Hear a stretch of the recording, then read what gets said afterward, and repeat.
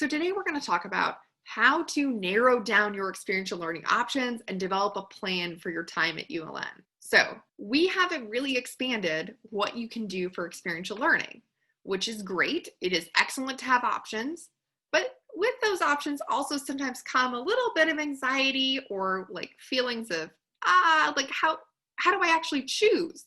When I have all of these options, how do I decide which ones I want to do? How do I plan it out? And, what if I want to do all of these? And then I just think, like, how is that even possible? So first and foremost, I think it's important to remember these are all options, not requirements. So the requirement is that you do some kind of experiential learning. So you can take a look at this list and see which ones excite you initially. Another important thing that I want to focus on is to actually take a look at your degree plan for your major, for any minors and certificates that you might be pursuing. Many of these have requirements built in that count for your experiential learning.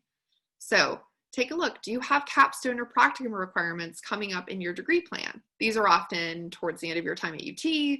They're usually pretty big, right? Pretty substantive. You're doing some kind of large research project, or you're out in the field doing some kind of field work. Those are super relevant. We don't want you to necessarily be doing additional experiential learning on top of those experiences because they are so big. So when it comes to looking at your degree plan, it's important to remember that things like your courses that have really large scale projects in them, like senior design lab for many engineering students, your final year of engineering, your experiential learning is entirely determined for you if you want it to be, because you're already doing those meaningful things in your courses that are highly beneficial for someone in that area. You might even have study abroad required as part of your major, minor certificate. So the first step is seeing what's actually required and when do I think I would do those things. So you can populate that, and as you're looking at the 6 semesters plus summers that you have to pursue experiential learning, that hopefully takes some of the anxiety out, that you don't have to make tons of decisions, right? Some of this stuff is already really built in to what you're doing academically. The next step is to actually ask yourself, well, what am I interested in? So take a moment and ask yourself, which of these options are exciting to me? Do I want to start my own company? Is that something exciting to me? If not, you don't need to pursue entrepreneurship. But if that is exciting to you, then great. Let's talk about how to find a mentor and what you want that to look like. Think about what actually interests you, and then you can think about how you want to incorporate these in your time. So I'm going to give you 2 sample students on how they approach their experiential learning to show you that there really is no one way to do it. It's really up to you. So here's a student. So during their sophomore year, they have a career relevant paid part-time job. So they're making money. That's really meaningful to them. And they're a leader in a club or organization on campus. So that's their experiential learning for the year. In the summer between their sophomore and junior year, they decide to go in a study abroad program, like a Maymaster program.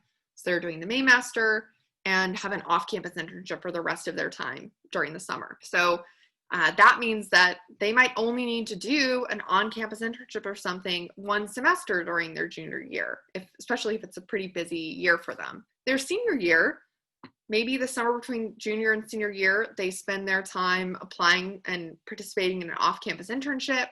They're doing their capstone course, and that really takes care of their experiential learning for their time at UT. Another student, so maybe their sophomore year, they're on campus in an internship. They like the convenience and ease of being able to work where you study and potentially live. Their junior year, they decide one semester to do UT in New York, a domestic study program, and the other semester they're doing an off-campus internship. Their senior year, again, they're doing an off-campus internship and end up with a practicum course towards the end of their time at UT. So this isn't to say this is how you need to approach it. I'm more trying to give you an example of you have many semesters with which you can get experiences. So it can be helpful to reflect on, what do I actually want to do?